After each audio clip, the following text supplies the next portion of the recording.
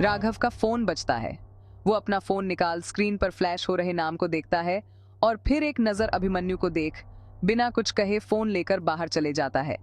अभिमन्यु अभी भी अपनी ही सोच में गुम था, इसलिए वो इस बात पर ज्यादा ध्यान नहीं देता। अब आगे राघव बाहर आकर कॉल रिसीव करता है। वो कुछ कहता उसके पहले ही कॉल के दूसरी तरफ से आवाज आती है, कहा था ना मैंने, बहुत कुछ होने वाला है। अभी वो अनजान शख्स अपनी बात पूरी भी नहीं कर पाया था। तभी राघव गुस्से से कहता है, जब तुम सब पहले से जानते हो तो रोकते क्यों नहीं इन सब चीजों को? क्यों मेरे दोस्त की जिंदगी बर्बाद होने दे रहे हो? फिर थोड़ा रुआसा होकर कहता है, प्लीज ये सब रोक दो। राघव की बात सुन वो शख्स सीरियस हुए कहता है, मैं ये सब रोक नहीं सकता और ना सामने आ सकता हूँ। मेरा अभी सामने आना मतलब आर पार की लड़ाई, और अभी ऐसा करना ठीक नहीं। राघव फिर गुस्से से कहता है, तो इसका मतलब तुम बस तमाशा देखोगे? अगर मेरे दोस्त को कुछ हुआ तो याद रखना, मैं तुम्हें नहीं छोड़ूंगा। अनजान शख्स कहता है, अगर तुम्हें अपने दोस्त की इतनी ही फिक्र है तो जैसा मैं कहता हूँ वैसा करो, विश्वास करो। इसके बाद उसकी जिंदगी का अंधेरा खत्म हो जाएगा। मैं उसे कुछ नहीं होने दूंगा। तुम हमेशा चाहते थे ना वो भी नॉर्मल लोगों की तरह ही अपनी जिंदगी में खुश रहे। तो जो हो रहा है होने दो और जैसा मैं कहता हूँ वैसा करो।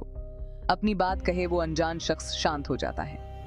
उस अनजान शख्स की बात सुनकर राघव को जैसे एक उम्मीद की किरण दिखती है, जिसमें वो अपने हमेशा शांत रहने वाले दोस्त को बक बक करते हुए देख रहा था।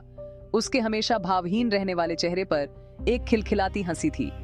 यही सब सोचकर राघव कहता है, ठीक है, आप जैसा कहेंगे मैं करने के लिए तैयार हूँ, मगर याद रखना इन सब में अभी को कुछ नहीं होना चाहिए, वरना मुझसे बुरा कोई नहीं होगा।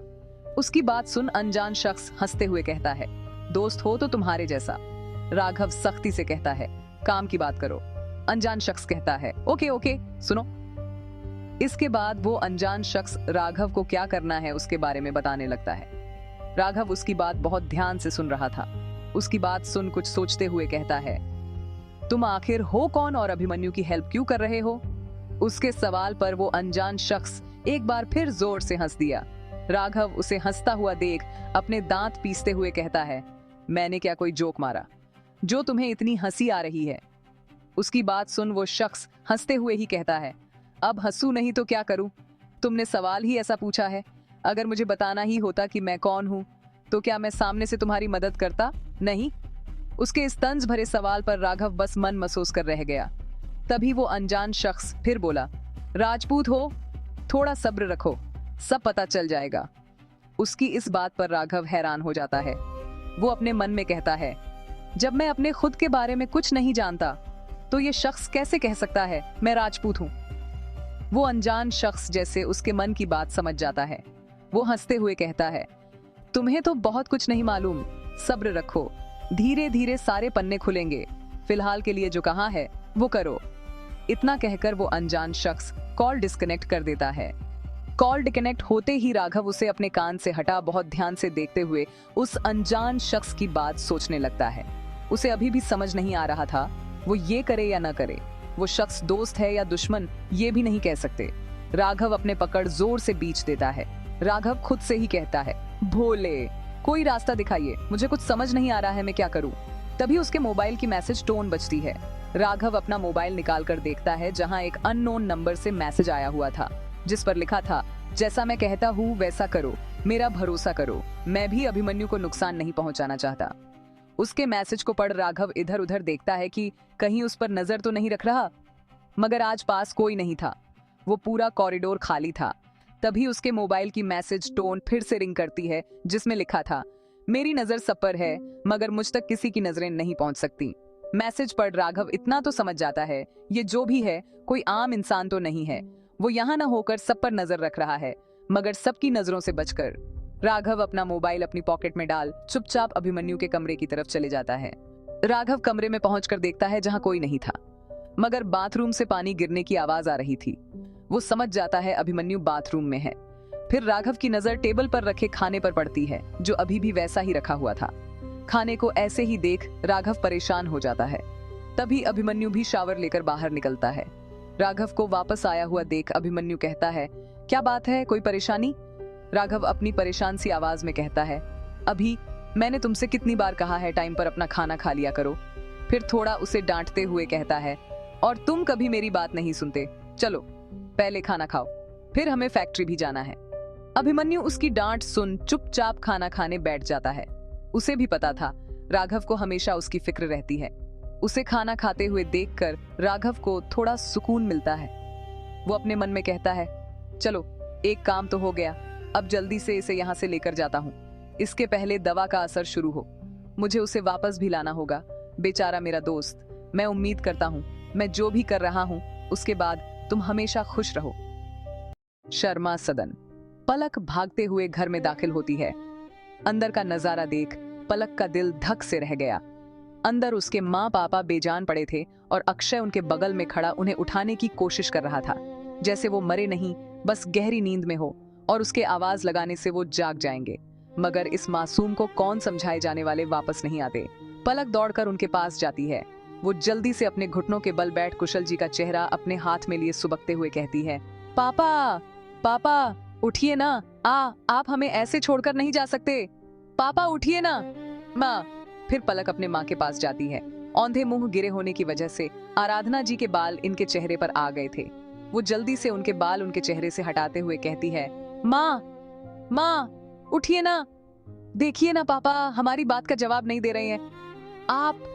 आप उनसे कहिए ना उठ जाए, प्लीज माँ उठिए ना। इतना कहकर पलक फूट फूट कर रोने लगती है। उसकी ऐसी हालत देख अर्णव और आंचल, जो अंदर का मंजर देखकर सहमे हुए थे, वो जल्दी से भागकर उसके पास आते हैं। उन्हें पता था अगर पलक की ऐसी ही हालत रही तो उसकी भी तबीयत खराब हो सकती है या वो गहरे डिप्रेशन में भी जा सकती है। पलक को आया हुआ देखकर अक्षय उसके गले से लिपट रोने लगता है। उन दोनों को ही समझ नहीं आ रहा था, उनका जो परिवार सुबह इतना हंसता खेलता था वो इस वक्त ऐसे खत्म कैसे हो गया। किसने किया उनका ये हाल? क्या उन्हें जरा भी दया नहीं आई उन दो मासूमों पर? उन दोनों की ही हालत इस वक्त बिल्कुल ठीक नहीं थी।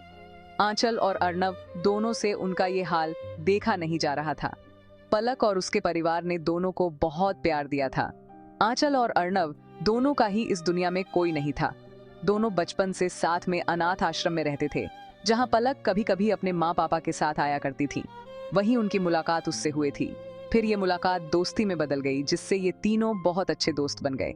आंचल और अर्णव ने तो कभी माँ बाप का प्यार महसूस ही नहीं किया था जब तक वो आराधना जी और कुशल जी से नहीं मिल गए। और अब इस तरह उन्हें देखना जैसे उनके लिए फिर अपने सिर से माँ बाप का साया जाना।